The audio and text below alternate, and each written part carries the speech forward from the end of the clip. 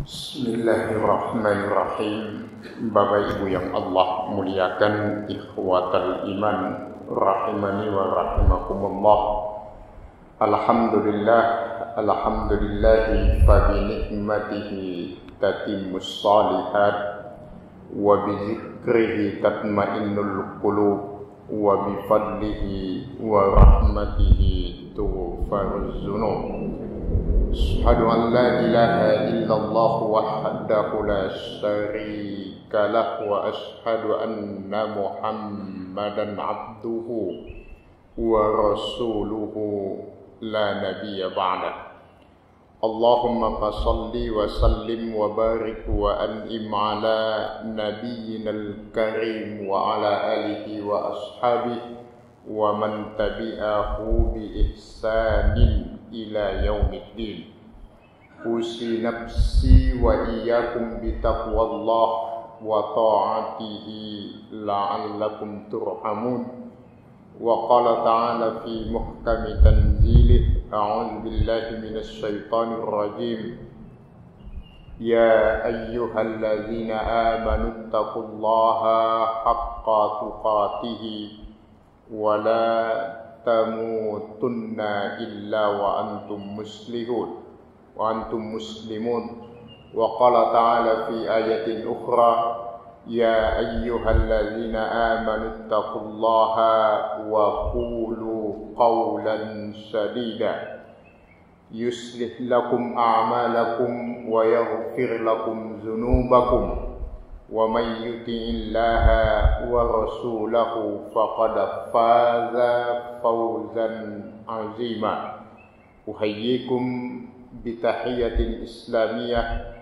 Assalamu alaikum warahmatullahi wabarakatuh.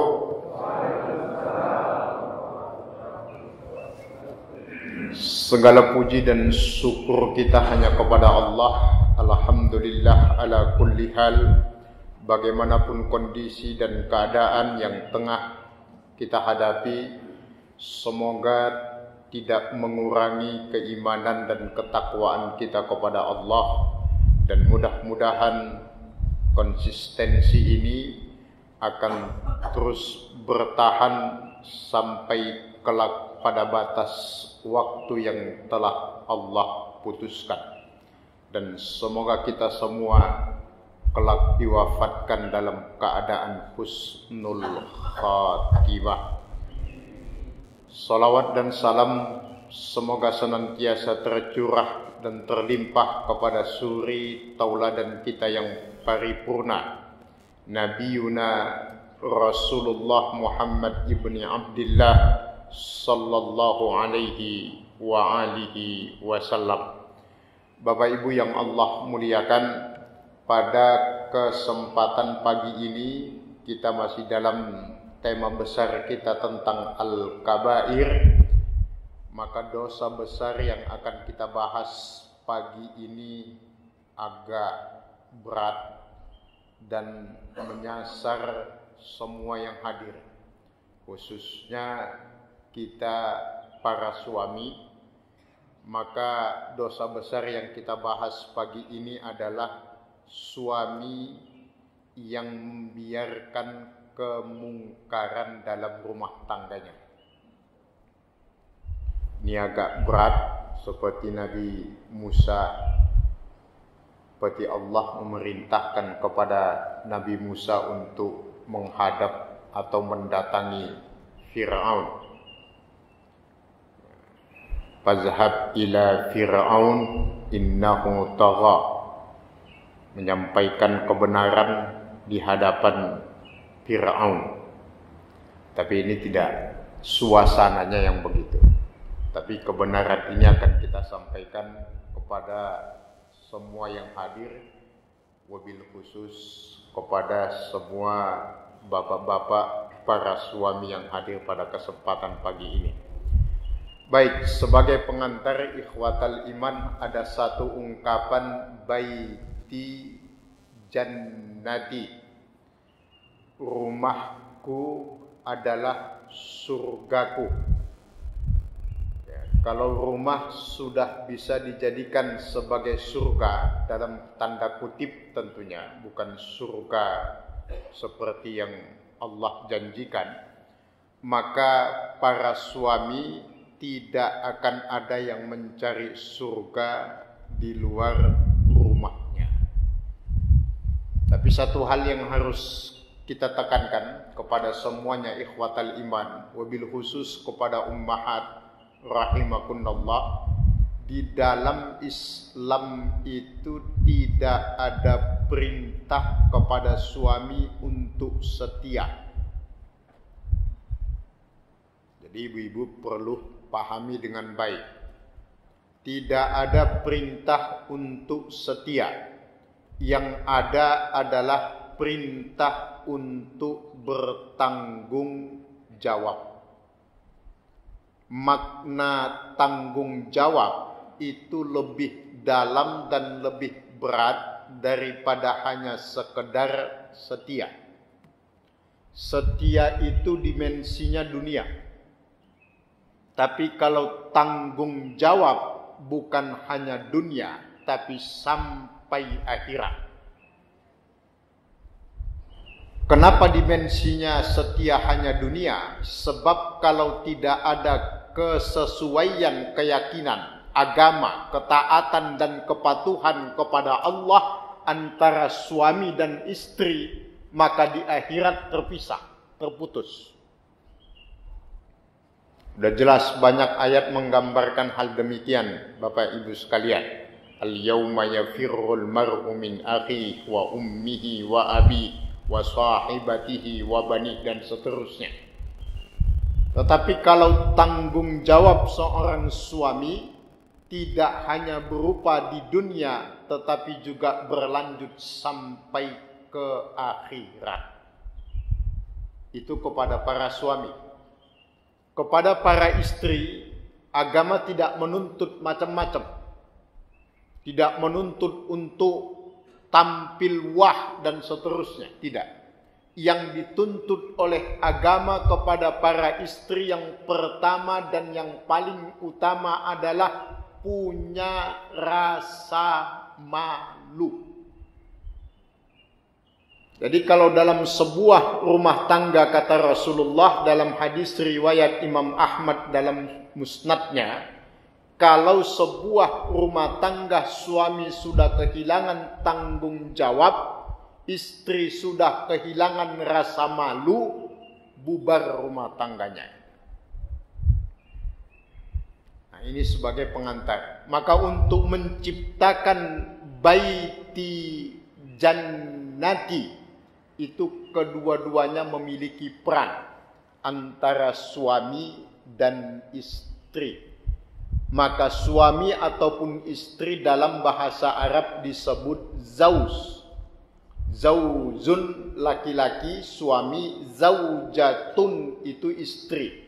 Yang asal katanya zauz itu artinya pasangan. Yang namanya pasangan itu bukan saling membanggakan, tetapi yang ada adalah saling melengkapi. Itu pasangan. Contoh sendal, sepasang sendal. Kiri nggak bisa jumawa mengatakan saya kiri, kalau nggak ada kiri, kalau nggak ada kanan. Satu sendal walaupun dia sebelah kiri tidak akan disebutkan kiri kalau pasangannya yang kanan nggak ada. Dia disebut kiri karena kanan ada. Sebaliknya juga demikian. Kanan disebut kanan karena ada pasangannya yang kiri. Dan dalam prinsip ajaran agama kita, kalau pakai sendal itu nggak boleh satu. Maka Rasulullah perintahkan pakai kedua-duanya atau lepaskan kedua-duanya. Nggak boleh salah satunya dipakai. Pakai sendal cuma satu itu nggak boleh. Maka Nabi menegaskan pakai dua-duanya atau lepaskan dua-duanya. Inilah filosofi rumah tangga dalam pandangan Islam. Jadi bukan hanya sekedar suami istri, tetapi adalah pasangan.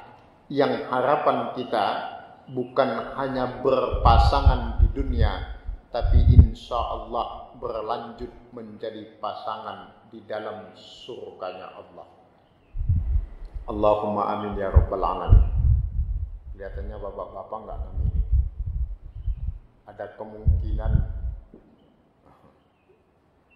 Ada kemungkinan kemauan, tapi keberanian enggak ada.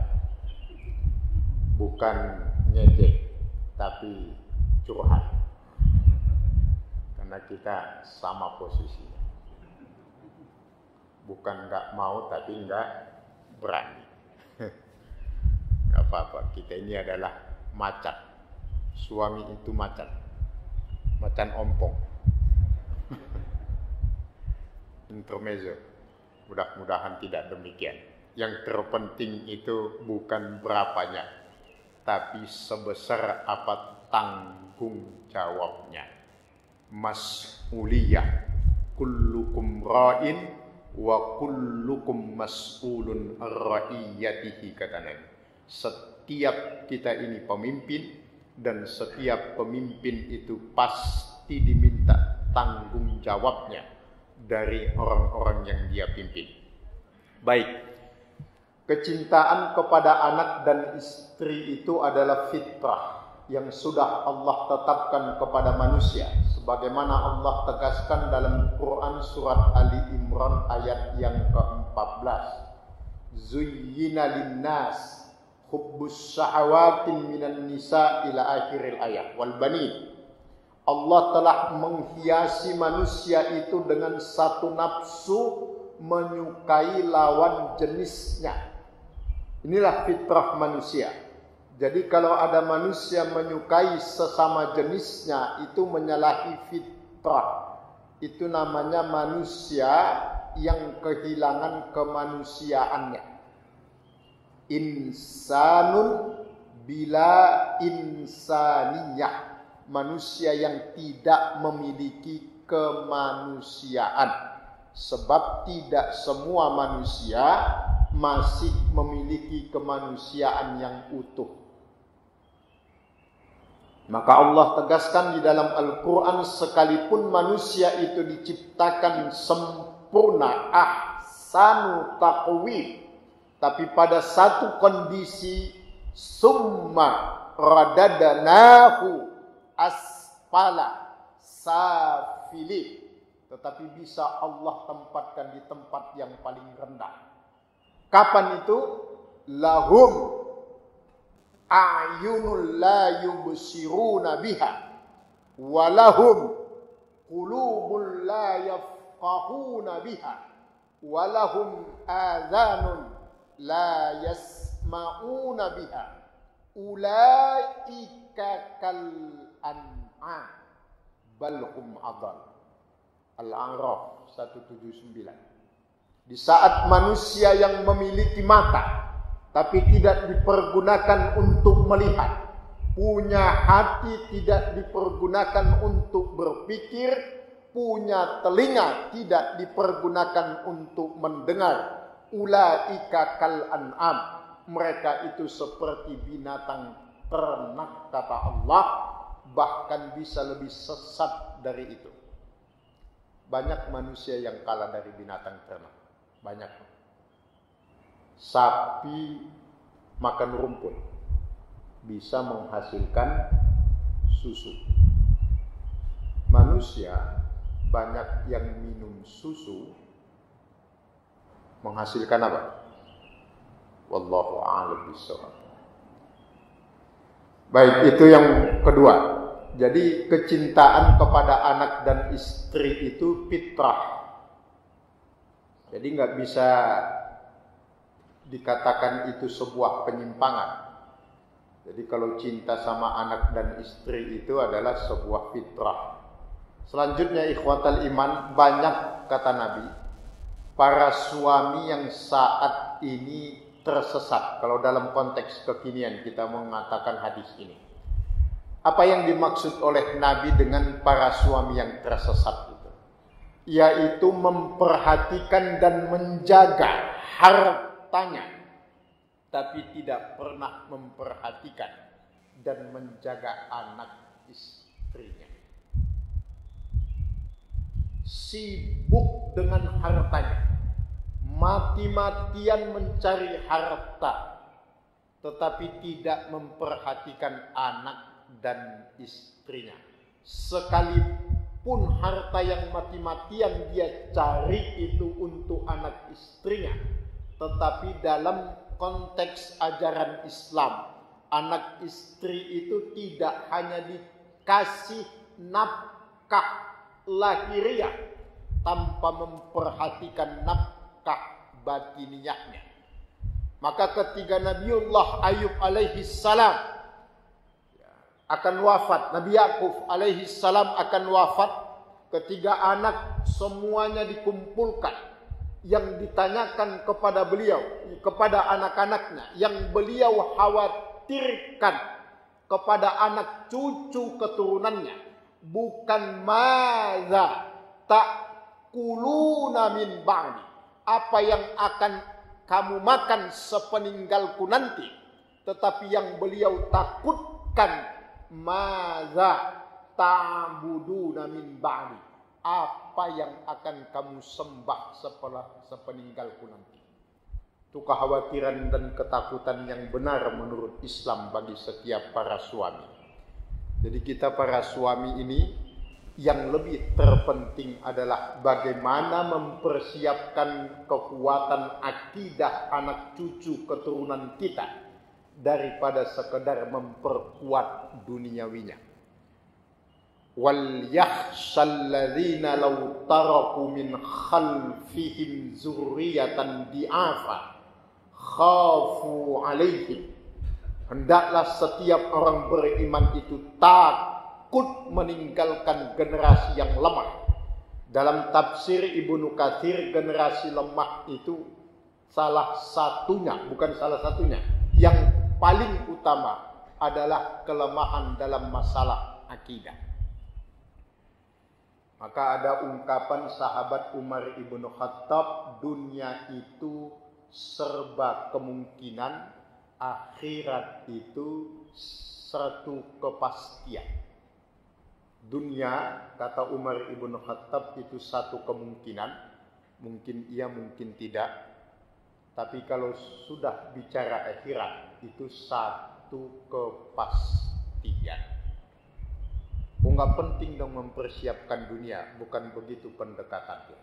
Dunia itu penting, tapi bukan segala-galanya.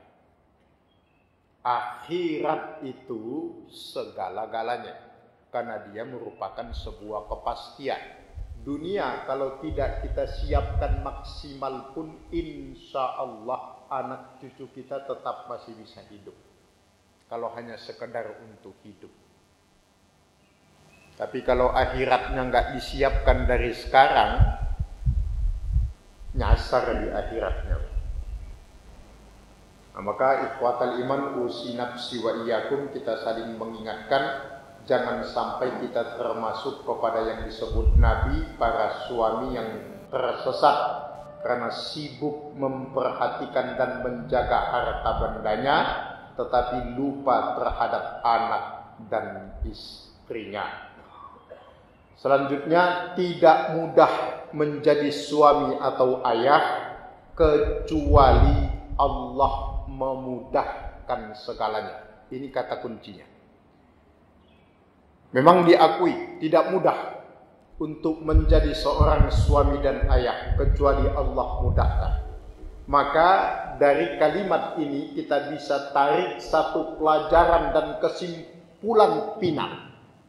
Hadirkan Allah dalam rumah tangga kita.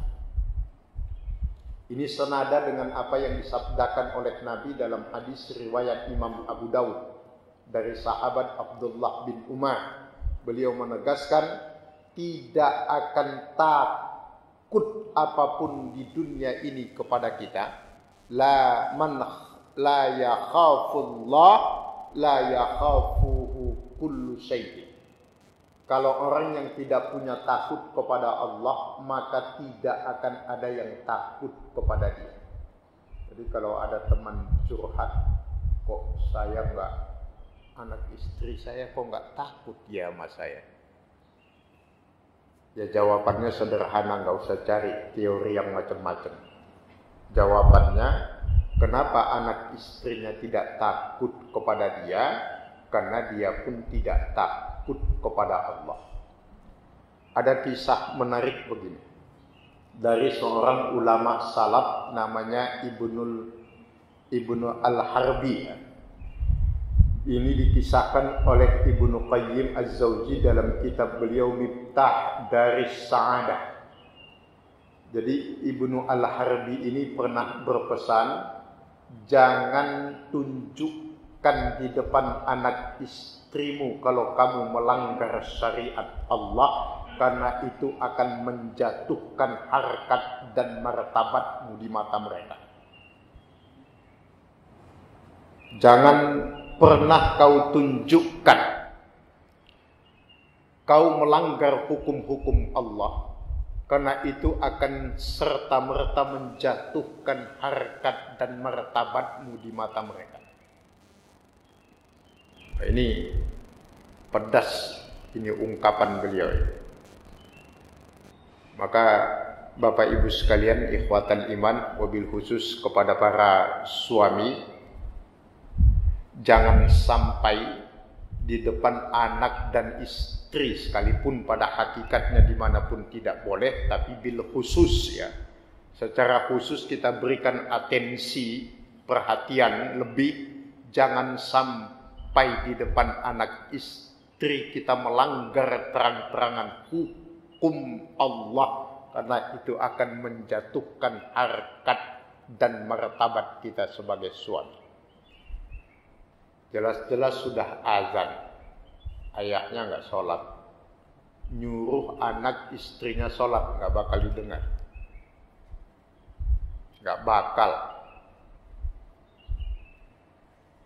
karena sekarang itu sudah zamannya berubah.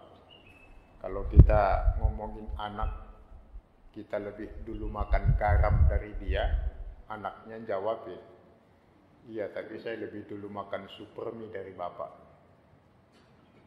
Kalah gitu. Satu kalimat yang kita ucapkan dia balas dengan ratusan kalimat.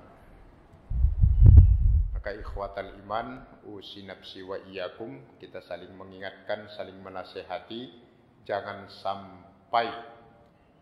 sampai kita melakukan pelanggaran terhadap hukum-hukum Allah, karena ini akan menjatuhkan derajat kita di hadapan mereka.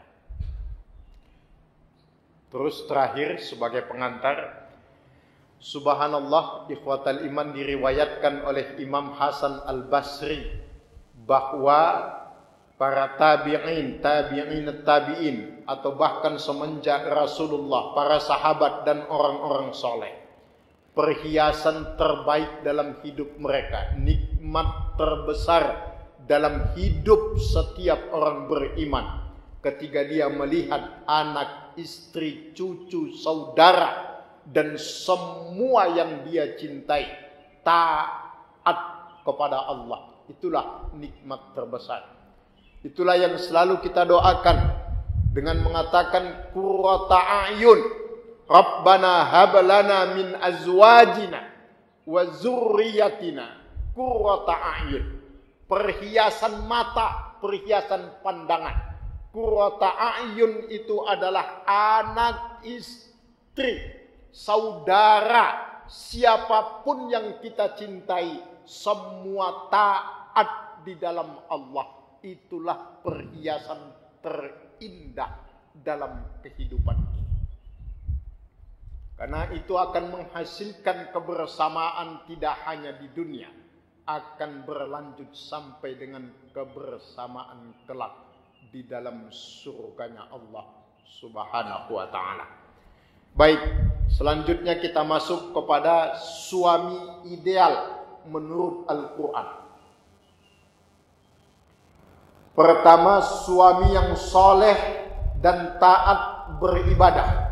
Al-Quran surat Al-Hujurat ayat yang ke-13. Inna akramakum indallahi atqakum.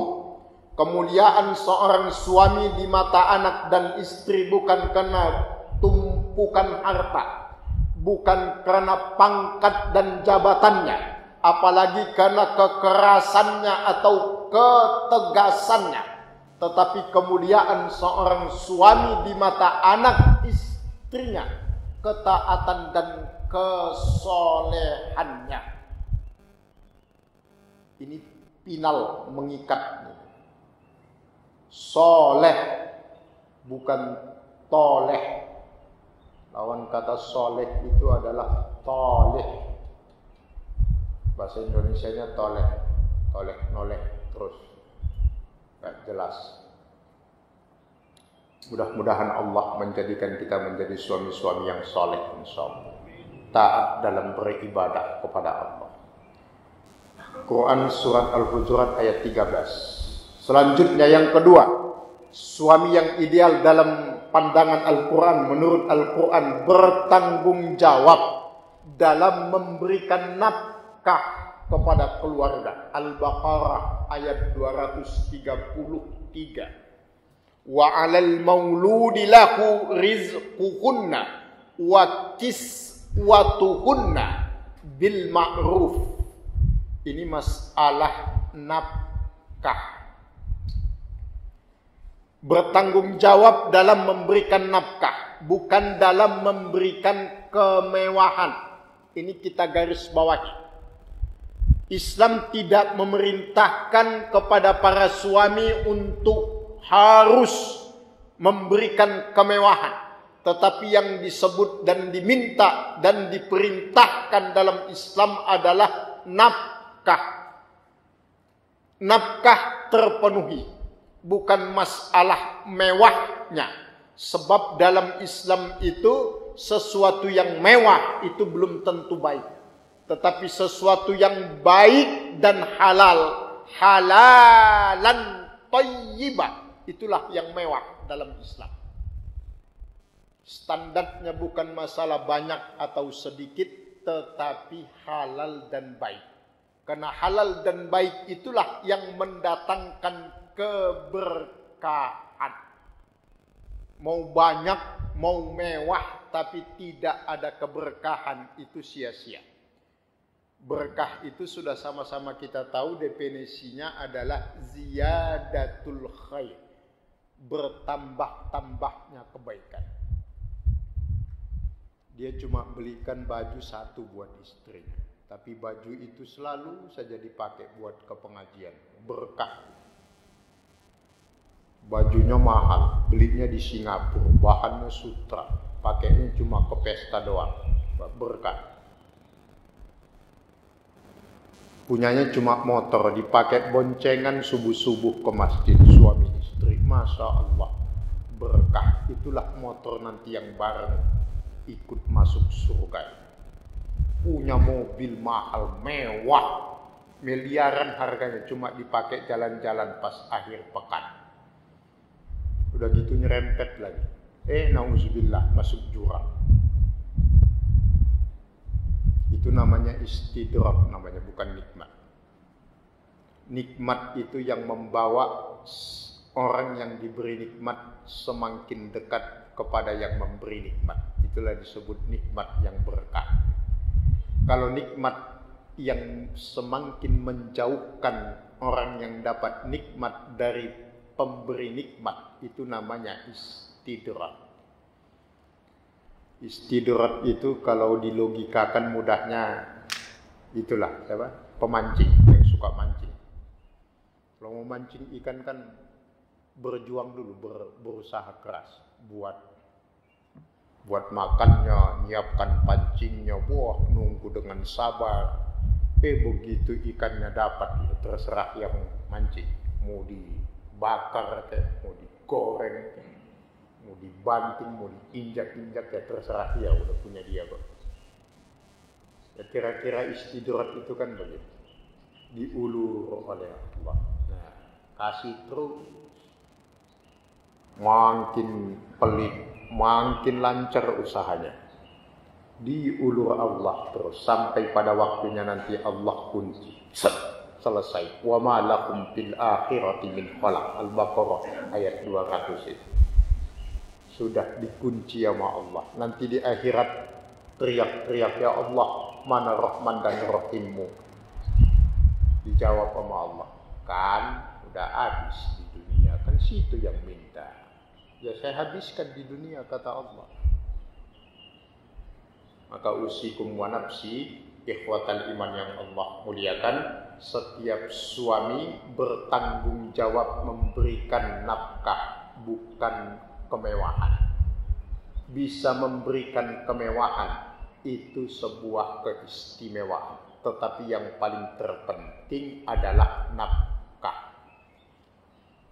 Nafkah dalam Islam itu selalu dibingkai dengan kesederhanaan.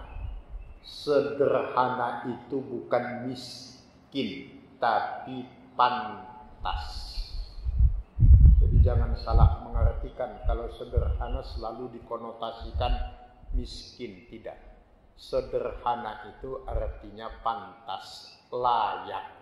Kalau bahasa mudahnya itu ya adil. Adil itu kan menempatkan sesuatu pada tempatnya. Itulah nafkah yang disyariatkan dalam Islam. Lebih dari situ bisa memberikan kemewahan, alhamdulillah, itu istimewa. Karena kebaikan itu kalau bisa melakukan apa yang lebih baik dari yang diperintahkan, itu yang hebat. Sama dengan ibadah. Kalau ibadah wajib itu sudah seharusnya. Yang mengangkat derajat kita semakin tinggi di sisi Allah adalah ibadah sunnahnya.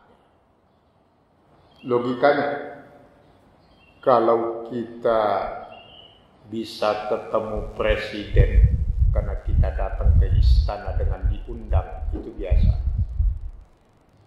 Biasa itu namanya diundang ya bisa ketemu. Yang luar biasa itu kalau presiden datang ke rumah kita, itu hebat. Kalau pengen masuk surga itu biasa. Semuanya ingin masuk surga. Tapi kalau sampai ada orang-orang yang dirindukan oleh surga, itu yang luar biasa. Siapa orang-orang yang dirindukan oleh surga itu? Salah satunya yang istiqomah dengan amalan-amalan sunnah. Baik, itu yang kedua. Yang ketiga, ikhwatal iman, suami ideal menurut Al-Quran adalah memperhatikan pendidikan agama bagi keluarganya. Quran surat At-Tahrim ayat yang ke-6. Ya ayyuhallazina amanu qu anfusakum wa ahlikum nara. Wahai orang-orang yang beriman, pelihara dirimu dan keluargamu dari api neraka. Waquduhan nasu wal hijarah, yang dipenuhi dengan manusia dan bebatuan, bahan bakar api neraka. Artinya memelihara diri dan keluarga. Memelihara keluarga itu berarti mendidikkan agama kepada anak dan istri. Kita nggak mengerti agama, qadarullah tidak memiliki basic pendidikan agama yang baik, maka perintahkan, suruh anak istrinya untuk hadir ke pengajian.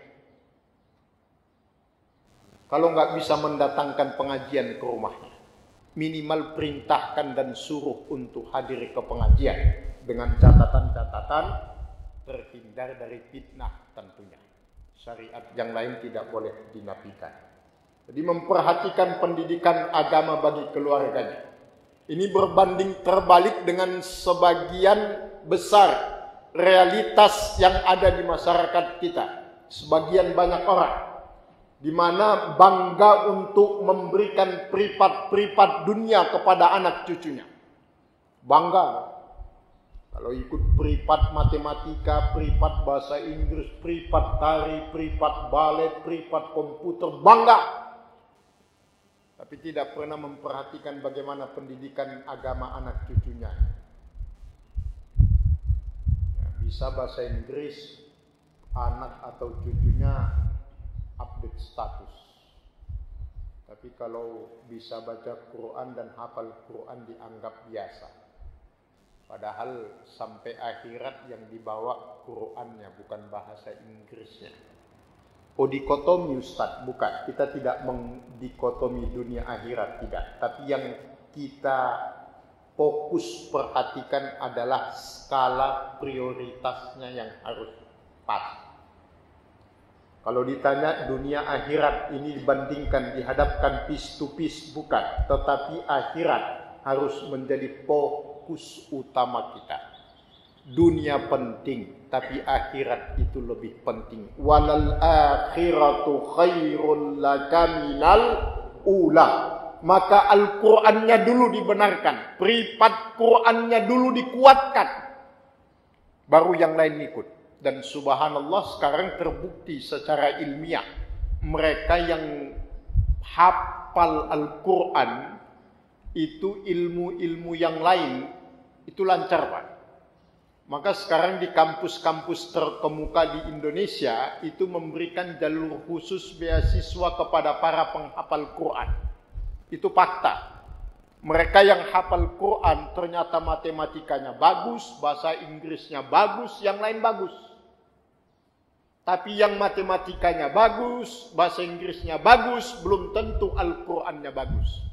Maka kejadian hari ini ada anak-anak yang belum bisa baca Al-Quran, tapi umur anak itu sudah 65 tahun. Namanya anak-anak, kalau dulu kita bilang kan, anaknya belum bisa baca Quran. Itu dulu biasanya umur 10, 12 sampai 15 tahun. Tapi sekarang ada yang umur 70 tahun. Di luaran sana, di sini malah alhamdulillah semuanya udah bisa baca Quran. Walaupun belum lancar, justru pahalanya nambahnya di situ. Sengaja dia nggak lancar biar pahalanya nambah. Karena kan kata Nabi, setiap huruf dari Al-Quran itu dibalas dengan kebaikan, baik dibaca ataupun yang lain. Jadi kalau membaca alif lam mimnya masih terbata-bata, kan alifnya bisa terucap berkali-kali. Alifnya aja udah dapat berapa itu. Jadi membela diri dari ketidakmampuan dan ketidakbisaan itu cara yang paling jitu untuk menyelamatkan diri, baik dunia tapi belum tentu akhirat. Jadi memperhatikan pendidikan anak ini penting. Anak istri, pendidikan agamanya harus kita perhatikan. Karena bagaimana mungkin mereka mengenal diri mereka sendiri kalau mereka tidak mengenal Tuhannya. Kaedahnya sudah jelas, man arafa rabbahu faqad arafa nafsahu. Siapapun yang kenal dirinya, mengenal Tuhannya, maka dia akan bisa mengenali siapa dirinya. Atau sebaliknya juga bisa, siapa yang mengenal dirinya, maka dia pasti akan mengenal Tuhannya. Ini memperhatikan pendidikan agama. Selanjutnya ikhwatal iman, membimbing dan memotivasi keluarga dalam ketaatan kepada Allah.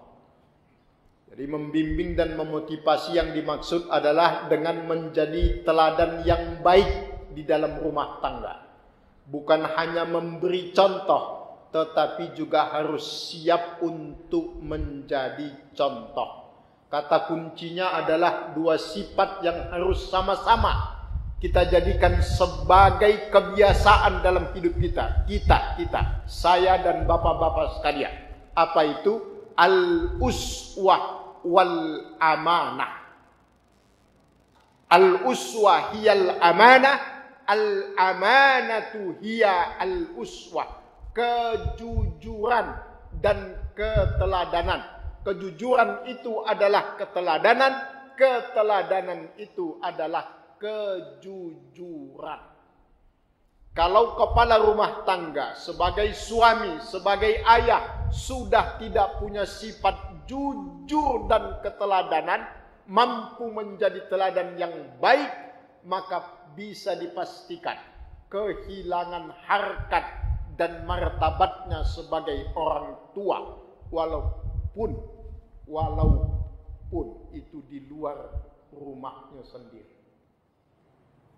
Maka usikum wa iyaya nafsi, harus selalu membimbing dan memotivasi anak istri dalam ketaatan kepada Allah dalam bentuk keteladanan. Keteladanan menjadi contoh, bukan hanya sekedar memberi contoh. Memberi contoh itu ya bisa mengisahkan kisah-kisah para nabi, para ulama salafus soleh. Nabi begini loh, itu namanya memberikan contoh. Tetapi ketika kita bisa mengamalkan itu, itulah yang disebut menjadi contoh. Mudah-mudahan semua kita ini bukan suami yang menjadi agen calo-calo. Kan sekarang banyak yang jadi calo. Calo itu adanya sebenarnya di terminal aslinya. Calo itu kan nyari penumpang, begitu dapat dia nggak ikut. Bandung, masukin ke bisnya berangkat, dia nggak ikut, dia cuma nyari doang. Ada juga suami yang begitu. Anak istrinya disuruh taat, dianya nggak taat. Kan calo akhirat. Sholat. Dianya nggak sholat.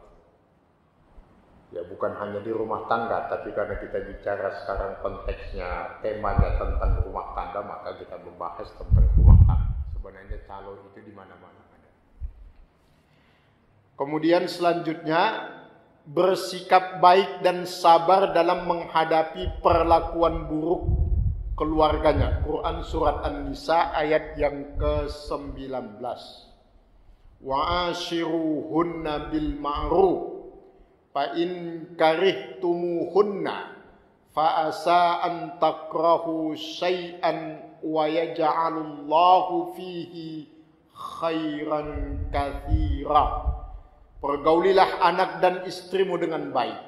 Jika kamu membenci sesuatu yang apa pada mereka, maka bencilah dengan seperlunya. Sebab sesuatu yang bisa jadi kamu benci, Allah menjadikan kebaikan, banyak kebaikan di dalamnya.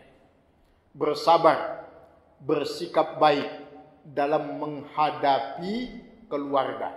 Ikhwatal iman, jangan pernah putus asa dari rahmat Allah, karena musuhnya para nabi, para rasul yang paling utama dalam menegakkan kalimat Allah, menyampaikan risalah agama yang lurus ini adalah keluarga terdekat.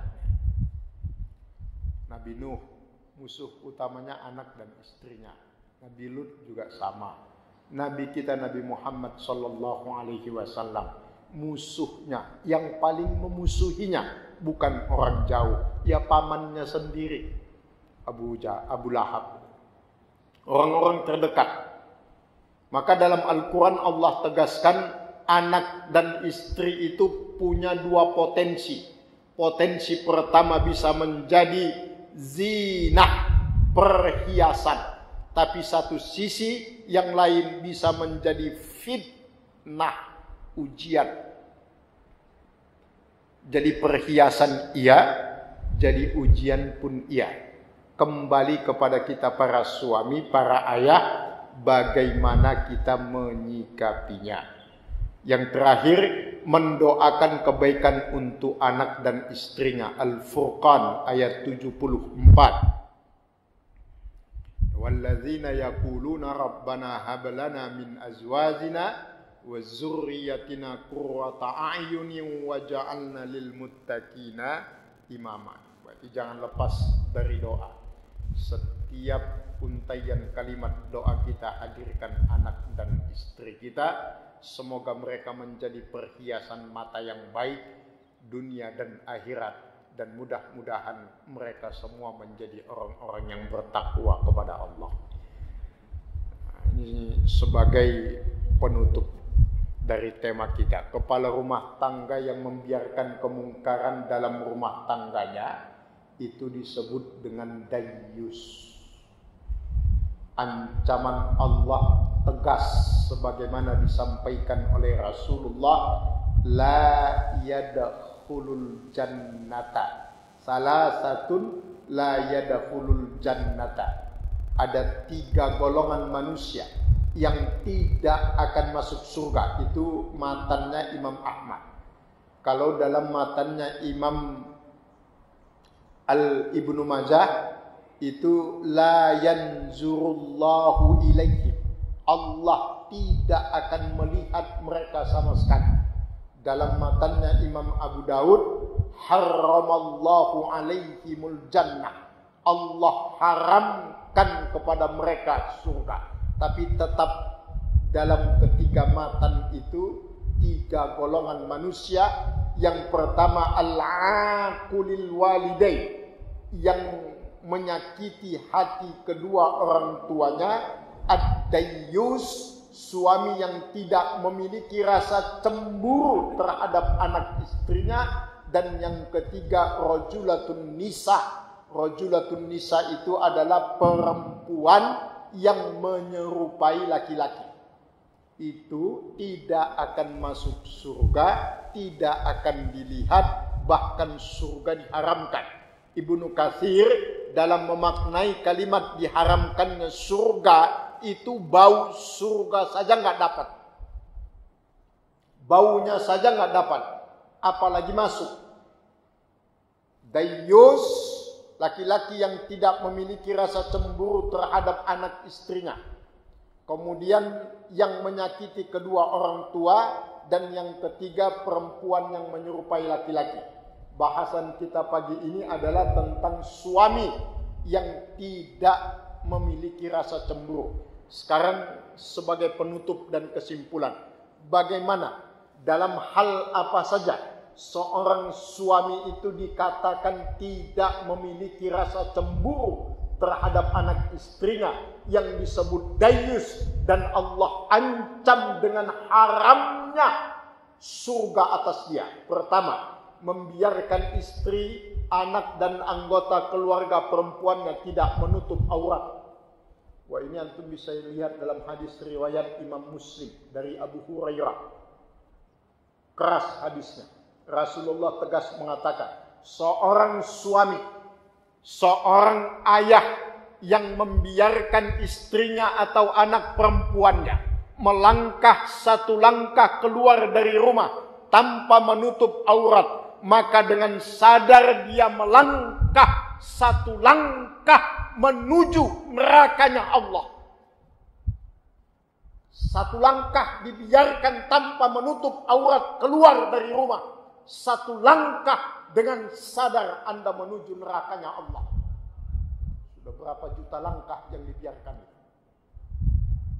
Hati-hati.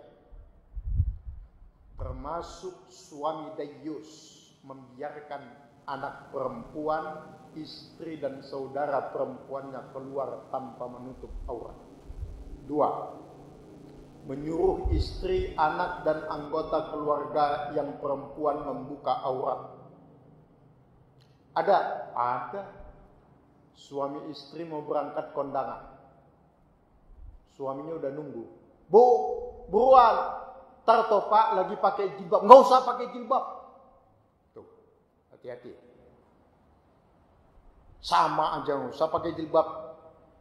Nggak usah rapi-rapi. Pakai jilbab apa adanya. Tuh suruh membuka aurat itu. Kan begitu. Ada yang begitu, bukan semuanya. Ketiga, membiarkan istri, anak dan anggota keluarga perempuannya pamer aurat di internet dan media sosial. Ini kepada para suami, usikum wa iyaya, istrinya atau anak perempuannya yang masih bermain di media sosial, Facebook, Twitter, Instagram, memposting foto-fotonya, itu akan menjadi jari'atus su', dosa yang akan terus mengalir sampai liang lahat orang tuanya. Posting foto. Manusia kan nggak semuanya suka ngelihat foto yang diposting, dan tidak semuanya memandang dengan ainur ridha. Pamannya ngelihat foto orang, oh ya udah selesai. Ada yang kebencian muncul, bahkan na'udzubillah ada yang bernafsu. Na'udzubillah, syahwatnya keluar. Tuh, jari'atus su'. Semua yang melihat ini mendapatkan dosa, mendatangkan dosa, dan itu mengalir sampai ke liang lahat yang bersangkutan, bahkan orang tuanya. Wah, itu kan kata Ustaz, bukan kata saya. Ini kata Syekh Shalih Al-Utsaimin dalam kitabnya Ad-Dalail yang diintisarikan dari hadis Rasulullah yang diriwayatkan oleh Imam Al-Bukhari dari sahabat Abu Hurairah radhiyallahu anhu dalam kitab Adabul Mufrad. Jelas Bapak Ibu sekalian, usikum wa iyaya. Ini bukan menggurui apalagi ngata-ngatai, saling mengingatkan. Yang masih bermain di media sosial, bagi ibu-ibu, adik-adik yang perempuan, tutup media sosial. Oh, nggak boleh Ustaz? Boleh. Jangan posting foto. Kasih aja foto kucing di situ, selesai. Foto bunga kayak atau foto apa kayak. Itu yang ketiga. Yang keempat, membiarkan istri dan anak perempuan serta anggota keluarga perempuannya berikhtilat, bercampur dengan orang-orang lain yang bukan muhrimnya. Ikhtilat. Nyatu di dalam satu tempat, berkumpul berdesak-desakan, berkumpul dengan orang yang bukan muhrimnya.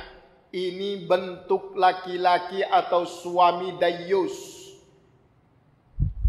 Yang terakhir, ikhwatal iman, sebelum terakhir yang selanjutnya, membiarkan istri, anak dan anggota keluarga perempuannya bekerja di tempat yang penuh dengan maksiat. Idealnya memang anak perempuan dan istri itu tidak bekerja di luar rumah. Itu idealnya. Karena tuntutan zaman selama itu bisa menghindarkan dari fitnah dan maksiat, sebagian ulama memperbolehkan dengan catatan-catatan, dengan ketentuan-ketentuan syariat. Jangan sampai mereka bekerja di tempat yang mengundang datangnya maksiat. Masih dibiarkan oleh seorang suami, seorang ayah, istri, anak perempuannya, saudari perempuannya bekerja di tempat yang mendatangkan maksiat, maka itu tergolong suami dayyus. Terakhir, membiarkan istri atau anak perempuan atau saudarinya mendekati zina. Bukan saja berzina, mendekati zina. Mendekati zina itu berarti tahapan-tahapan kelakuan-kelakuan yang akan mendekatkan dia kepada perbuatan zina. Apa aja itu? Banyak hal. Bapak Ibu lebih tahulah. Ngobrol dengan yang bukan muhrim. Kemudian ngomongnya apa istilah Jawa? Menyek, lenje. Hati-hati ibu-ibu, suaranya perempuan itu aurat. Yang dimaksud dengan suara perempuan aurat bukan berarti nggak boleh bersuara, bukan. Tapi suara yang dibuat-buat, maka disebut sautul khafir, seperti suara keledai, melengking dan dibuat-buat. Kalau sama suaminya ngomong tegas, tapi kalau sama suami orang lemah lembut, aurat itu. Giliran Pak RT lewat lari pagi di rumah depan rumahnya, oh no gurunya subhanallah Pak RT lagi lari pagi ya. Sama suaminya. Hati-hati ibu, suara itu aurat, bukan merendahkan tidak, tapi suara itu aurat, hati-hati. Ya. Di dalam hadis riwayat Abu Daud, menutup kaki itu juga aurat. Itu lebih utama daripada menutup wajah. Ada orang perempuan bercadar tapi nggak pakai kaos kaki, itu salah gitu. Karena yang paling utama itu bagaimana kakinya ditutup. Karena betis perempuan itu adalah aurat. Nah, ini saja Bapak Ibu sekalian, kata kuncinya adalah mari sama-sama kita menegakkan amar ma'ruf dan nahi mungkar di dalam rumah tangga kita masing-masing. Berat? Iya.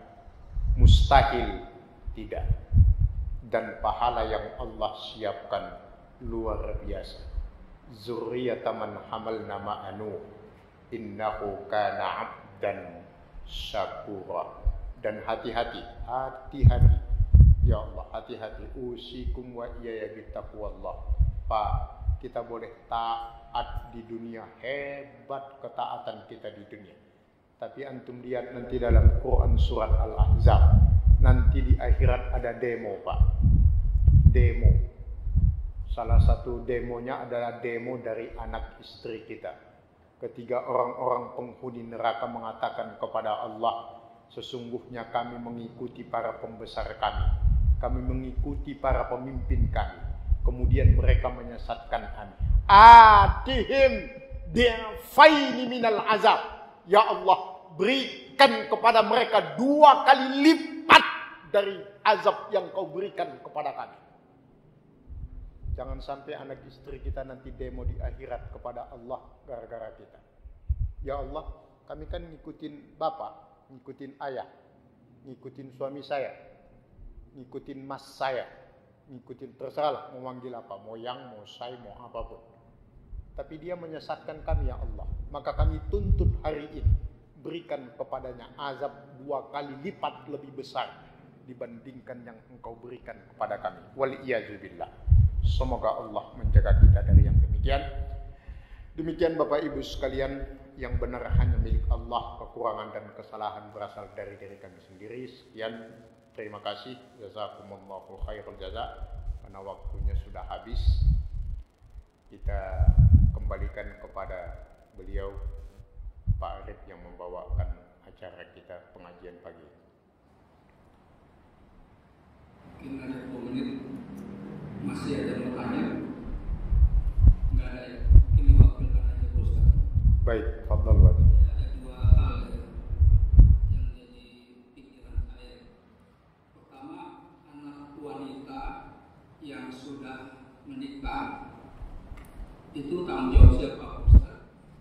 Apakah masih tanggung jawab orang tua atau sudah dialihkan ke suaminya? Dan yang kedua ini yang sangat penting, yang sangat penting, yaitu yang dirindukan surga. Itu rasanya kita semua ingin itu Ustaz. Nah itu amalannya apa aja Ustaz, supaya kita bisa mengamalkan dan surga merindukan kita. Terima kasih. Baik, jazakumullah ahsanul jaza atas pertanyaannya Pak Haji. Yang pertama tentang anak perempuan yang sudah menikah itu menjadi tanggung jawab suaminya karena sudah ada ijab dan qabul di saat menikahkan. Lah orang tua kita sebagai orang tua masih punya kewajiban tapi sifatnya moral. Mengingatkan, menasehati.